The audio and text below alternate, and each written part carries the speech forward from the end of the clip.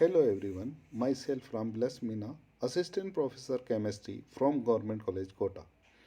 आज का हमारा टॉपिक है organometallic chemistry. BSc part third paper first inorganic chemistry की थर्ड यूनिट है आपकी ऑर्गेनोमेटेलिक केमिस्ट्री या कार्बधात्विक रसायन। इस यूनिट में आप पढ़ेंगे definition of organometallic chemistry, nomenclature and classification of organic metallic compound, preparations, properties, bonding and applications of alkyl and aryl of lithium, aluminum, mercury, stainless and titanium, a brief account of a metal ethylenic complex and homogeneous hydrogenation, mononuclear carbonyl and the nature of bonding in metal carbonyl। आज के इस video में हम definitions और नॉमेनक्लेचर्स of organometallic compounds पढ़ेंगे।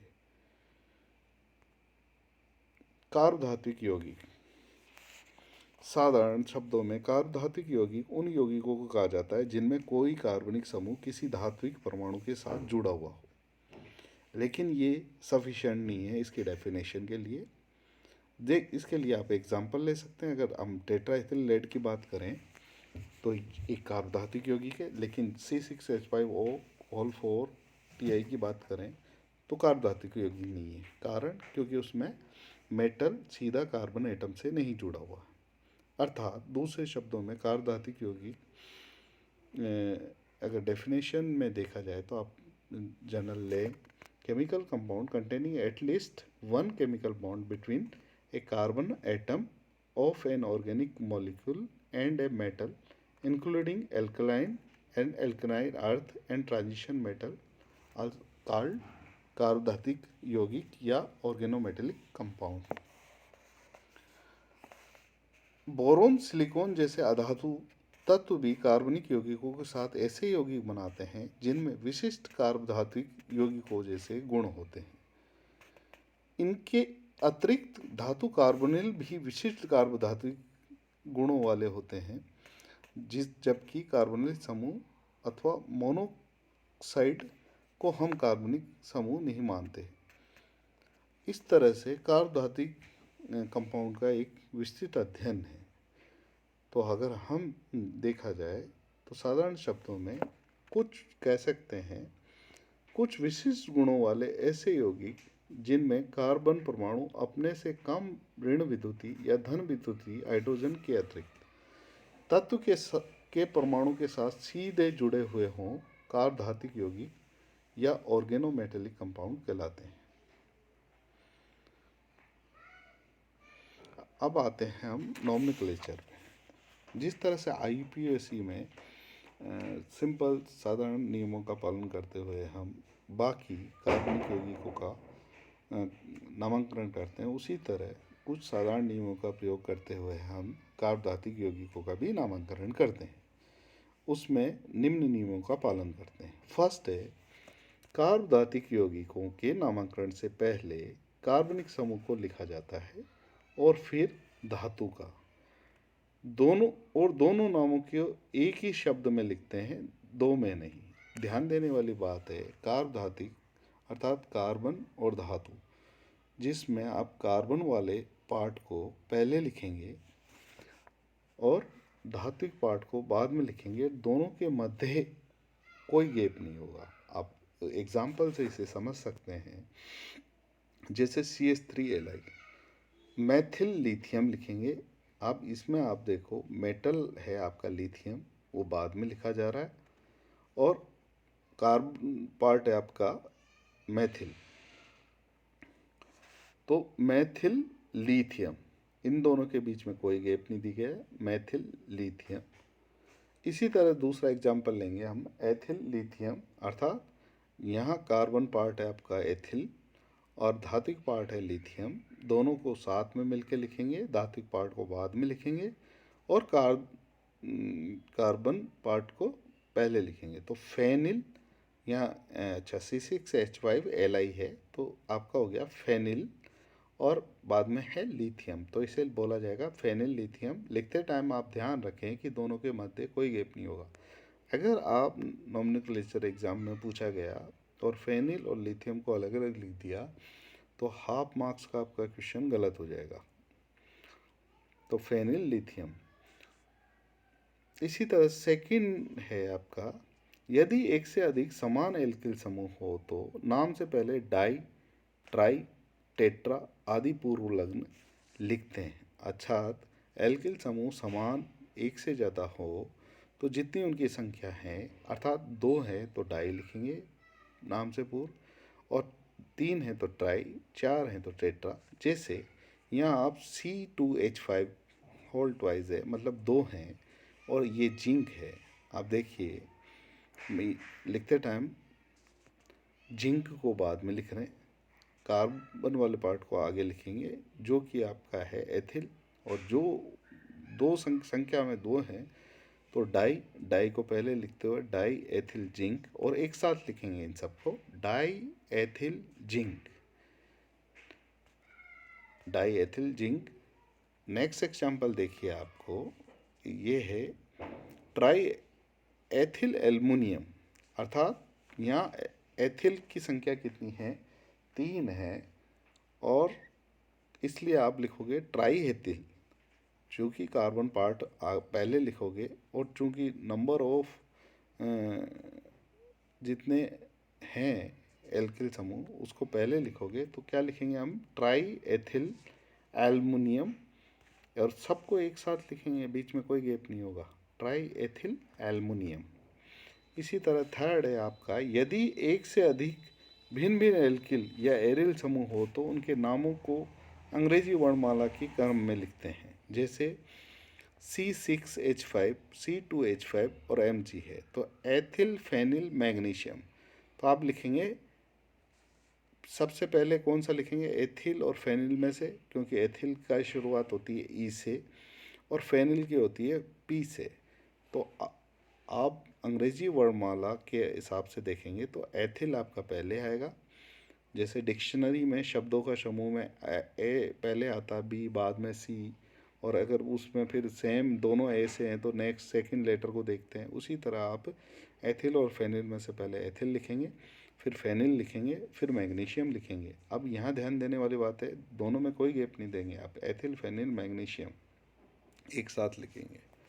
Next नियम पढ़ेंगे आप, यदि एल्किल अथवा एरिल समूह में कोई प्रतिस्थापन है, अगर दोनों, जैसे यहाँ धात्विक पार्ट मैग्नीशियम है, इसके साथ में फेनिल समूह 2 तरह से जुड़ा है और उनका प्रतिस्थापन है, एक एक हाइड्रोजन प्रतिस्थापित हुए हैं क्लोराइड से, तो आपके सामान्य कार्बनिक रसायन विज्ञान के नियम अनुसार पहले उनकी स्थिति को प्रदर्शित करेंगे। अर्थात स्थिति से तात्पर्य यह है कि मैग्नीशियम इस पॉइंट से इसकी स्थिति कौन सी होगी, ये 2 पर है, ये 4 पे है, ये 6 पे, इधर से भी काउंट करोगे तो भी ये 2 पर है, ये 4 पे है, ये 6 पे है।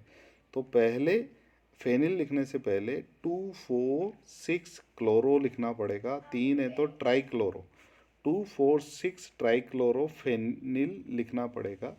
और चूंकि ये कितनी संख्या में है, मैग्नीशियम से जुड़े हुए 2 हैं, तो इनके लिए प्रयोग करेंगे आप 20 और 30, अगर 2 हैं तो 20 है, 3 हो तो 30 है। अर्थात यदि एल्किल अथवा एरिल समूह में कोई प्रतिस्थापन है तो सामान्य कार्बनिक रसायन विज्ञान के नियम अनुसार पहले उनकी स्थिति को प्रदर्शित करते हैं। साथ ही यदि एल्किल अथवा एरिल समूह नाम में डाई, ट्राई आदि पूर्वलग्नों का प्रदर्शित किया जा हो रहा है तो कार्बनिक समूह की संख्या को बताने के लिए पूर्वलग्न 20, 30 और आदि का प्रयोग करते हैं।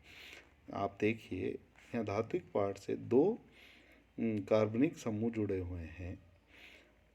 फेनिल, फेनिल के प्रतिस्थापित क्लोरो है 2 4 6, तो मतलब ट्राई क्लोरो हो गया।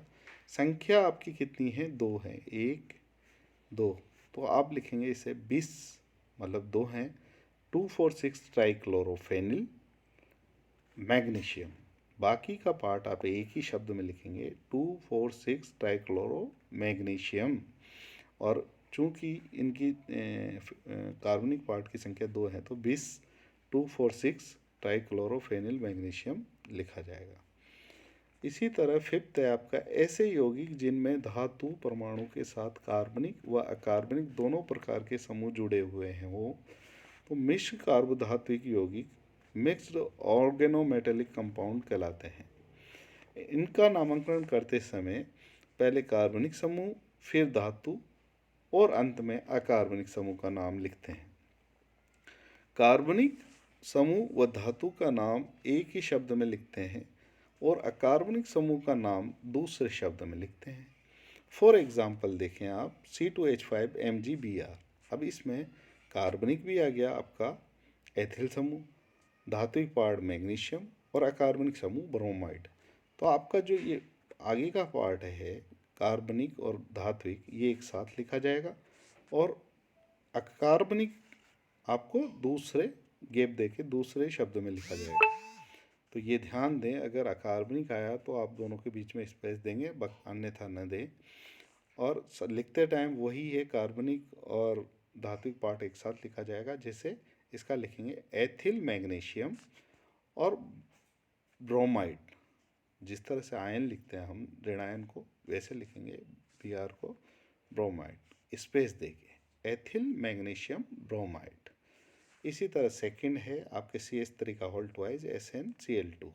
आपका अकार्बनिक पार्ट क्या हो गया क्लोराइड, संख्या में 2 है तो आपको ध्यान देना पड़ेगा डाइक्लोराइड लिखना पड़ेगा स्पेस देके। बाकी धात्विक पार्ट और कार्बनिक पार्ट एक साथ लिखना पड़ेगा। वही संख्या में अगर मेथिल 2 हैं तो लिखोगे di methyl tin space dichloride. तो इस तरह से आप इनका नामकरण करेंगे। नेक्स्ट है आपका 6 कार्बोनिल यौगिकों का। ध्यान दें, कार्बोनिल अगर यौगिक हैं उनका नामकरण करते हैं। कार्बोनिल यौगिक भी आपके कार्बोधात्विक रसायन में आएंगे और स्पेशली ध्यान दें उनका नामकरण करते टाइम कार्बोनिल समूह को किस तरह से लिखा जाता है। कार्बोनिल यौगिकों का नामकरण करते समय पहले धातु का नाम लिखते हैं, फिर जितने कार्बोनिल समूह हो उनकी संख्या बताते हुए कार्बोनिल शब्द रखते हैं। दोबारा ध्यान दें, आप ये न देखें कि ये कार्बन है तो पहले लिखा जाएगा। कार्बोनिल समूह का ध्यान नामकरण करते समय विशेष ध्यान दें कि कार्बोनिल का पीछे आएगा, पहले धातु आयन आएगा और धातु आयन आएगा तो उसको इस तरह से लिखा जाएगा। यदि धातु परमाणु एक से अधिक हो तो उनकी संख्या को डाई ट्राई के रूप में लिखेंगे। जैसे अगर यहाँ धातु मोनो है तो इसको लिखेंगे आयरन, और कार्बोनिल लिखेंगे तो अब ये 5 है तो लिखेंगे पेंटा कार्बोनिल, और दोनों के बीच में स्पेस आएगा। एक आपके स्पेस आया था जब अकार्बनिक था एक तो, और एक अब आएगा कार्बोनिल के साथ में। तो इसका नामकरण करते समय लिखेंगे आयरन पेंटा कार्बोनिल। इसी तरह से आप CO2 मतलब CO नहीं है, कोबाल्ट है, कोबाल्ट मेटल आयन 2 हैं और इधर कार्बोनिल के 8 हैं तो आप लिखोगे डाई कोबाल्ट, और इधर इसे लिखोगे ऑक्टा कार्बोनिल, दोनों के बीच में स्पेस दोगे। तो कार्बोनिल यौगिकों का नामकरण करते टाइम ध्यान दें, पहले आएगा मेटल आयन, फिर आएगा कार्बोनिल और उसकी संख्या पहले आएगी, चाहे वो मेटल हो या कार्बोनिल हो। तो डाई कोबाल्ट ऑक्टा कार्बोनिल। 7 है आपका सिलिकॉन के कार्बोधात्विक यौगिकों को सिलिकॉन हाइड्राइड अथवा सिलेन का व्युत्पन्न मानते हैं, एक ही शब्द में उसका नामकरण करते हैं। इसमें भी यदि कार्बनिक और अकार्बनिक दोनों प्रकार के समूह मिश्रित हो तो उपयुक्त वर्णित नियमानुसार उसका नामकरण कर दिया जाएगा। अगर अकार्बनिक हो तो स्पेस देके बाद में अकार्बनिक को लिख दिया जाएगा। पहले कार्बनिक समूह को फिर अकार्बनिक समूह का निर्माण करते हैं। फॉर एग्जांपल देखें हम सिंपल, अगर CH3 का 4 SI है तो आप इसे लिखेंगे टेट्रा मैथिल सिलेन, सिंपल, और एक ही शब्द में करेंगे। इसी तरह से अगर CH3 का होल ट्वाइस 2 है और सिलेन और क्लोराइड है, अब यहाँ